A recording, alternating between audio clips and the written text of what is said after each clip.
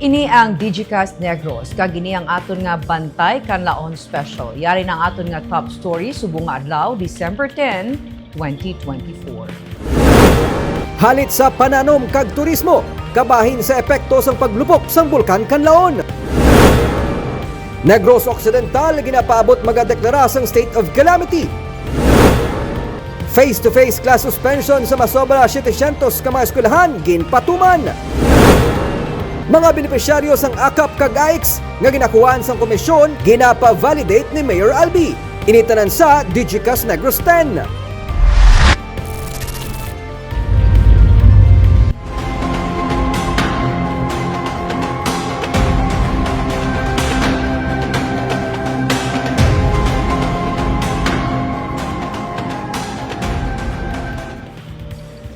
Masobra sa 2,600 ka pamilya gikan sa 5 ka mga banwa kag syudad sa Negros Occidental ang apektado sa paglupok sang bulkan Kanlaon. Negros Occidental ang ginapaabot magadeklara sang state of calamity sini nga semana. As of 11 a.m., 2,697 ka pamilya o kun 9,086 ka individuals ang gin-evacuate bangod sa paglupok sang bulkan Kanlaon. Ini sila ang gikan sa 8 ka mga barangay sa La Castellana nga nagdangat sa 2,199 ka pamilya. Isa ka barangay sa Moises Padilla, duha sa Bago, duha man sa Pontevedra, kag duha ka barangay sa La Carlota City. Yara sa red alert status ang Office of the Civil Defense, lakip na mga provincial, city kag municipal disaster risk reduction management councils. Sunod kay Office of the Civil Defense Negros Island Region Head Donato Sermeno, humalin pa kahapon ginapatuman ang forced evacuation sakop sang 6 kilometer radius sang bulkan matapos nga ginpasaka ang alert level sini sa 3 kag nagapadayon pa ang evacuation. Sunod sa OCD, ginapaabot nga magadangat sa 87,000 ka pumuluyo ang maapektuhan. Ginsiling naman ni Negros Occidental Governor Eugenio Jose Lacson nga sa iya pag-istorya kay Defense Secretary Gilberto Chodoro, mahimo nga ang subong nga sitwasyon magalawig sang 3 ka semana. Ini kun wala sang may matabo nga liwat nga paglupok sang bulkan Kanlaon. Kun may makitaan nga posibilidad nga magalupok liwat ang Kanlaon, suno kay Lacson, mahimo nga ipatuman ang forced evacuation sakop sang 10 kilometer radius. Si Raul Fernandez, ang OCD Western Visayas Head, suno kay Lacson, ang nakadesignate na nga magpamuno sang Task Force Kanlaon. Ginsiling sa gobernador nga sa pagpaidalom sa probinsya sa state of calamity, sarang na magamit ang pondo sini. May 78 million pesos nga pondo ang Negros Occidental para sa Quick Response Fund. I just talked to Secretary Chodoro. Minimum daw this may take 3 weeks, no? Kung magkalma na si Kanlaon, no? But otherwise, kung makita nila na may possibility na may second eruption, they will already call for a 10 kilometers radius force evacuation. So, this is really serious now, and we're hoping the LGU will cooperate and join in the force evacuation if necessary, up to 10 kilometers. Department of Social Welfare and Development at Tigayon nga naka-release ang 597,000 pesos nga balor sang bulig sa apektado nga pumuluyo sa paglupok sang bulkan Kanlaon. Si DSWD Secretary Rex Gatchalian ang nagbisita kaina sa Negros Occidental base sa mando ni Presidente Ferdinand Marcos Jr. para makita ang sitwasyon sa mga apektado nga pamilya. May 980 ka family food packs ang ginpanagtag. Iya ginsiling sa mga pumuluyo nga ang presidente ang nagapasalig sa bulig pagi sa talatapan sa DSWD. Nagpatigayon sang courtesy visit si Gatchalian sa mga apektado nga lugar. Isa na diri ang La Castellana Elementary School sa Barangay Robles sa La Castellana kung sa diin ang mga evacuees ang gikan sa upper kag lower Mananawin. Iya ginabisuhan ng mga pumuluyo nga dapat magsunod sa abiso sang alkalde. Iya ginpahangop nga delikado sa sini nga panahon nga magbalik sa ila nga puluyan. Nahangpan niya nga hindi komportable ang sitwasyon sa lugar pero ginatinguhaan sa national kag local government nga mabuligan sila. Damlag pa gindeploy naman sa DSWD 6 ang ilang mobile command center sa Negros Occidental. Ini ang equipped sang state-of-the-art nga satellite internet, laptop, mobile printers, portable scanner, camera, dalagko nga mga power bank, kag duha ka set sa nga 5 kVA generator nga makasarang magbulig sa mga naigo sang kalamidad nga mga lugar paagi sa paghatag sang power supply kag internet connection.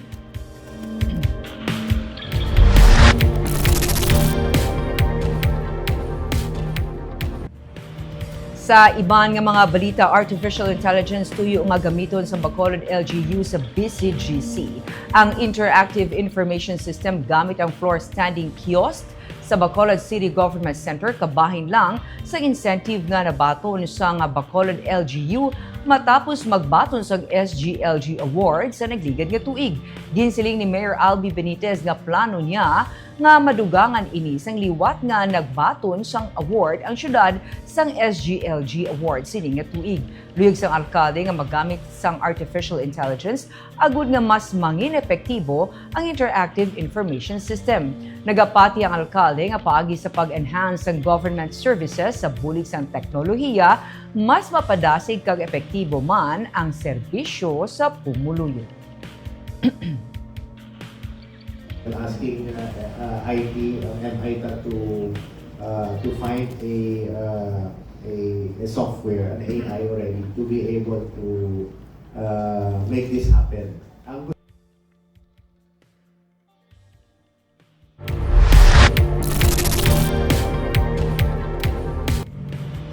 Mga personnel sang Office of the Building Official ginpaidalom sa refresher course angot sa e-governance. Nagpaidalom liwat sa seminar ang mga personnel sang OBO agud mas mahana sila sa ginapatuman nga Digitalization program sa Bacolod LGU.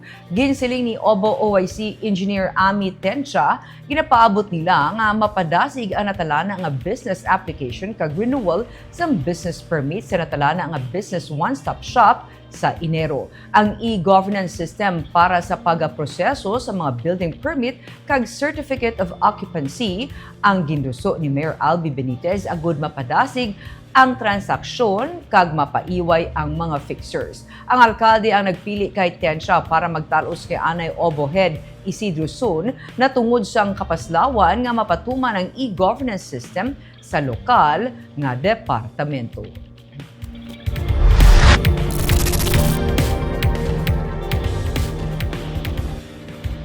Duha ka mga witness sa kaso sang pagpaniro gintagaan sang reward. Duha ka mga persona nga nagserbe saksi sa separado nga kaso sang pagpaniro sa Bacolod ang nagbaton sang reward money. Duha na tanan ka mga nagserbe nga witness sa separado nga mga kaso sang pagpaniro sa Bacolod ang natagaan sang reward money sa Bacolod City Police Office. Ginpahayag ni BCPO Director Police Colonel Jorestia Coronica nga nangindako ang kontribusyon sa mga saksi nga nanindugan para masolbar ang mga ginakabig cold cases sa syudad. Nalakip diri ang kaso nga pagtiro kag pagpatay sa tricycle driver sa Barangay Bata sang Setyembre 12 sini nga tuig. Nangina key witness man sa kaso nga murder ang isa sa nagbaton sang reward money nga nakahatag kasulbaran sa kaso sa gintiro kag ginpatay nga security guard sa Barangay 37 sang Hunyo 1. Ang reward system kabahin sa initiative ni Mayor Albi Benitez sa tuyo nga matapna na ang kaso sa mga pagpaniro kag pagpamatay sa syudad. Sectoral Summit sa Bacolod natalana sa Biyernes. May 171 tanan ka mga accredited organization ang ginapaabot magatambong sa natalana nga Sectoral Summit sa Bacolod LGU sa Bacolod City College Activity Center sa Biyernes. Ginsiling ni Mayor Albi Benitez nga tuyo nila nga ma-validate ang katapo sa mga nagkalain-lain nga sectoral concerns. Nalakip diri fisher folk kag farmer organization, transport kag iban pa nga grupo agud nga matukod ang mga tikang para mas mapahapos kag mapadasig ang pagpalabot sang programa nga ginatalana para sa ila. Pinagi sa ginaduso nga ID system tuyo sang alkalde nga mapaiway na ang pagpalawig sa mga ginapatigayan nga government validation kag distribution process nga masami ginareklamo sang kadam-an nga mga miyembro. Ginklaro ni Councilor Cindy Rojas ang pamuno sang Committee on Labor, Management Relations and OFW sa Konseho nga mga accredited organizations lamang ang naimbitar para magpadala sa ilang atiglawas amokon nga may mga grupo nga wala malakip sa natalana nga summit. Actually, we had a few associations yesterday that are not accredited, so we had to set them aside. Some were accredited before, but they failed to renew their accreditation. So hindi sila hindi sila maupod sa database because ang ara sa database na gina-input subong sa MITCS are the ones na accredited. Exactly the problem sa LGU. Magabot gani ang assistance, ang iban hindi accredited, why takabalo, kung sino na sila, gaginamo kita. Rally sila dayan. Why wait for it magabot ang assistance artista ko ako na listahan? Why not do it now? No? Para balaan tagit kung sino rin ang matuod na Sectoral membership. Mga benepisyaryo sang AKAP kag AX nga ginakuhaan sang komisyon ipa-validate. Mayor Albi Benitez magausisa sa mga nagapang komisyon sa mga ayuda pati na sa mga benepisyaryo nga nagabaton sang buli gikan sa AKAP kag AX. Hindi lang mga nagapang komisyon sa mga benepisyaryo sang AX kag AKAP ang ginapausisa ni Mayor Albi na tungod sang reklamo nga nagalapot sa iya. Luyag sang alkalde nga ini ang matap na gani lakip man sa iyaluyag ma-validate ang listahan sa mga benepisyaryo kag mapatod kung bala lehitimo sila nga magabaton sang ayuda halin sa gobyerno. Handa siya nga magbaton sang reklamo pagi sa iya programa sa isugid kay Mayor. Kabahin sa ginaduso sang alkalde ang pagproseso sang payout paagi sa online agud nga mas mapahapos ang pagbaton sa mga benepisyaryo sang ayuda kag ang matap na ang pagkuha sa komisyon sa ayuda. Sa ginpatigan nga payout sang DSWD sa nagligid nga semana, nagpanawagan si Councilor Thady Saison sa mga benepisyaryo nga dapat kumpleto ang iya mabaton nga ayuda kag dapat wala sang buhin nga nagakadto sa mga ginapatihan fixers. They just get a person, o ikaw lang anay, no? Kay ang gapili pala may kilala siguro, nasudlo lang. Then we need another system for that. So, tanan nga mga individuals na ginahatan financial assistance, I just double check. Gusto ko mabalaan sino ang social worker who chose that person. Okay? Second, gusto ko makita kung ang mga papeles niya, ang mga documents are also genuine and valid. And all of this can really be done through modern technology. It's just a matter of putting it in place.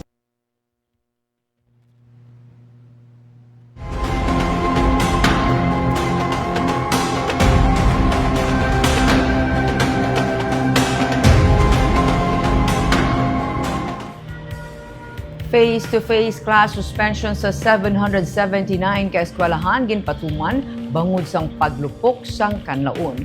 May 779 tanan ka mga eskwelahan sa Negros Occidental kag Western Visayas ang nag-shift sa alternative delivery mode of learning tigaylo sang face-to-face classes kasunod sang paglupok sang bulkan Kanlaon. Sa datos nga ginrelease sang Department of Education Western Visayas as of December 10, 12:40 p.m., may cancellation sang face-to-face classes kag pag-shift sa alternative delivery mode of learning kaangay sang modular o kun online classes sa mga eskwelahan sakop sa division sang Antique, Bago, Guimaras, Himamaylan, Iloilo Province, La Carlota, Negros Occidental, kag San Carlos. may 337,053 ka mga learners ang sakop sini. Suno kay Hernani Esculiar, ang spokesperson sa DepEd Western Visayas, tinutuyo sang shift sa mode of learning nga magapadayon ang pagtuon sa mga kabataan. Magahulat naman sila sa instructions ng LGU samtang padayon nga ginamonitor ang sitwasyon sang Kanlaon. May suspension man sa classes sa Kanlaon City. Nag-shift man sa remote learning modalities ang UP Miagao Campus sini nga Disyembre 10 pangud man sang ashfall kasunod sang paglupok sang Kanlaon. Ang epekto sang ashfall sa pananom ang labing ginakabalak-an sa karon sa mga residente nga nagapuyo malapit sa bulkan. Pati turismo liwat nga apektado. May report si Romeo Subaldo.